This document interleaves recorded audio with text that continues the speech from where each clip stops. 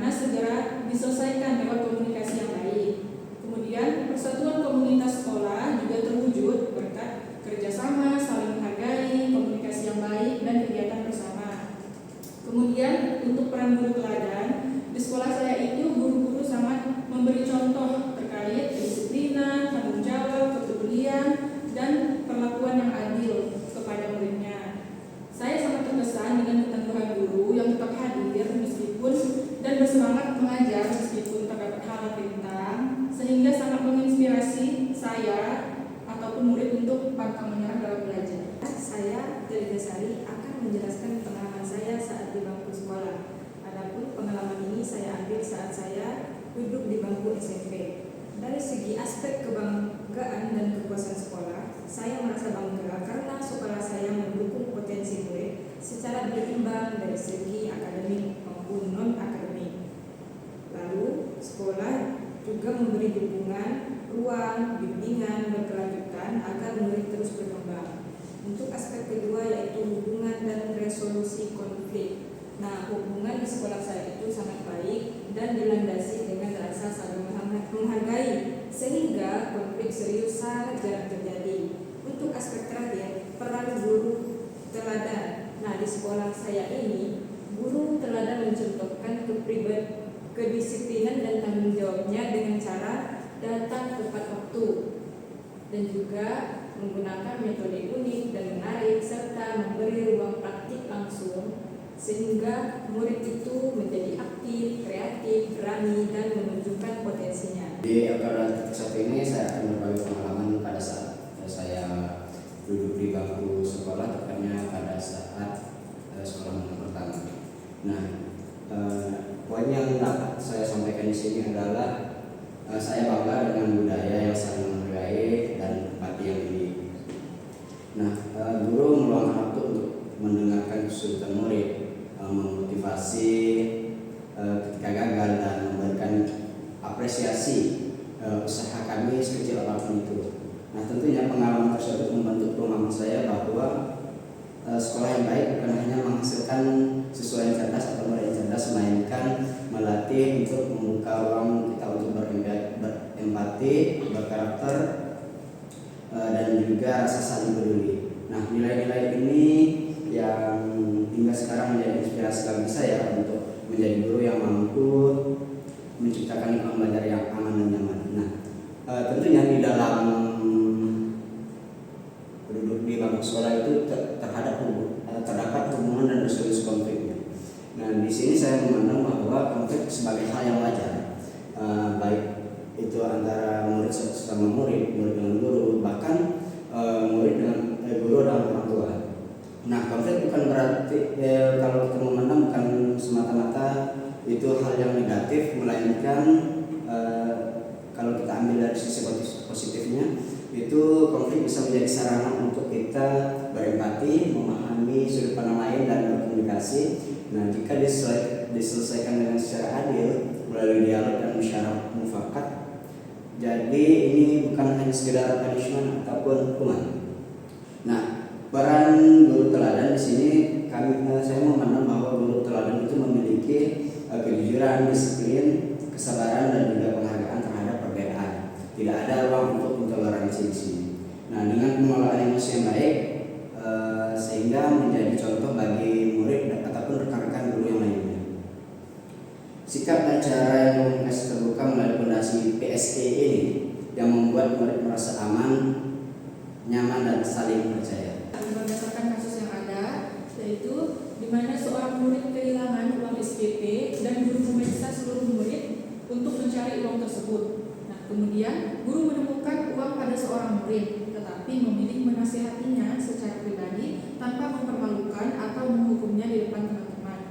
Lalu 20 tahun kemudian, murid tersebut kembali berterima kasih karena sikap gurunya membantunya menjadi pribadi yang jujur dan sukses. Nah, analisis sikap dan keputusan guru berdasarkan kesepakatan kelompok kami, yaitu kami setuju dengan keputusan guru tersebut. Nah, alasan utamanya yaitu guru tidak langsung mempermalukan atau menghukum murid di depan umum. Nah, kemudian menjaga iklim kelas tetap kondusif tanpa kecurigaan atau perundungan bullying di antara murid. Nah, kemudian kemudian menyelesaikan masalah secara bijaksana dengan pendekatan personal kepada murid tersebut. Apakah berlaku mutlak? Nah, keputusan tersebut tidak berlaku mutlak karena penanganan harus disesuaikan karena setiap murid itu memiliki latar belakang, karakter, dan kondisi emosional yang berbeda. Kemudian, refleksi tindakan guru jika kami berada pada posisi tersebut.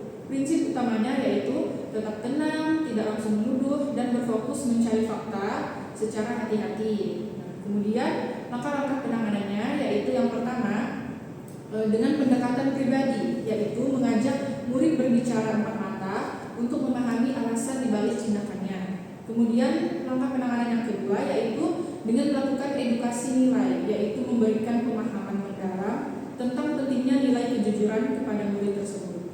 Nah, kemudian langkah penanganan yang ketiga yaitu dengan konsekuensi mendidik, yaitu dengan memberikan kesempatan untuk memperbaiki kesalahan dengan batasan yang mendidik, bukan sekedar memberikan sanksi atau stigma negatif kepada murid tersebut. Kemudian hubungan kasus tersebut dengan konsep PSE yaitu yang pertama yaitu caring. Nah, kemudian hubungan kasus tersebut dengan konsep PSE yaitu ada tiga. Yang pertama caring relationship, yaitu hubungan penuh kepedulian. Nah, guru tersebut menunjukkan empati dan kepedulian yang membuat murid merasa aman untuk berefleksi dan menyadari kesalahannya. Kemudian yang kedua yaitu pengelolaan emosi dan pengambilan keputusan, yang mana guru berhasil mengelola emosi pribadi, yaitu tidak marah dan mengambil keputusan etis yang bertanggung jawab di situasi kritis. Nah, kemudian yang terakhir yaitu lingkungan belajar yang aman, di mana tindakan guru tersebut berhasil menjaga suasana belajar yang harmonis, suportif, dan bebas dari stigma sosial di sekolah. Adapun tantangan dan kompetensi sosial emosional guru. Nah, untuk tantangannya yaitu pertama menjaga kesabaran, tetap tenang dan tidak mudah terpancing dalam situasi sulit. Yang kedua ada mengendalikan emosi saat menghadapi karakter murid yang sangat beragam. Dan yang ketiga, berkomunikasi asertif, yaitu menyampaikan dengan tegas, bijak, dan tanpa cepat memberi stigma negatif. Selanjutnya yaitu strategi peningkatan diri. Yang pertama yaitu dengan melakukan refleksi rutin. Melakukan refleksi rutin terhadap proses pengajaran dan perilaku pribadi untuk terus belajar dan menjadi lebih baik. Yang kedua, mengelola emosi dan komunikasi. Melatih pengelolaan emosi diri serta meningkatkan keterampilan komunikasi agar interaksi dengan murid lebih positif. Dan yang terakhir, terbuka dan terus berkembang. Terbuka terhadap kritik, berdiskusi dengan sejawat yang lebih berpengalaman, dan mengikuti pengembangan profesional. Nah, ada peran ekosistem sekolah dan dampak PSE. Yang pertama, dukungan sekolah. Ini yaitu menciptakan iklim kerja yang positif, menciptakan atmosfer sekolah yang aman, suportif, dan saling menghargai. Yang kedua, fasilitas pelatihan PSE, pendidikan sosial emosional. Nah, sekolah memfasilitasi pelatihan dan pengembangan kompetensi PSE bagi guru secara berkelanjutan. Yang ketiga, ada budaya kolaboratif, yaitu memupuk kerjasama, berbagi praktik baik, dan saling mendukung di antara warga sekolah. Selanjutnya, dampak PSE bagi karakter guru. Yang pertama, dapat mengenali emosi diri. PSE membantu guru memahami dan mengenali emosi pribadi agar dapat mengelolanya dengan baik. Yang kedua, melatih empati. Guru lebih peka, peduli, dan mampu memahami perasaan serta kebutuhan murid secara mendalam. Dan yang terakhir yaitu keputusan bertanggung jawab. Guru mampu mengambil keputusan yang etis, adil, dan berdampak positif bagi murid dan lingkungan belajar. Sekian, terima kasih. Nah, kesimpulannya, guru yang matang secara sosial emosional akan menciptakan suasana kelas yang kondusif, aman, dan nyaman.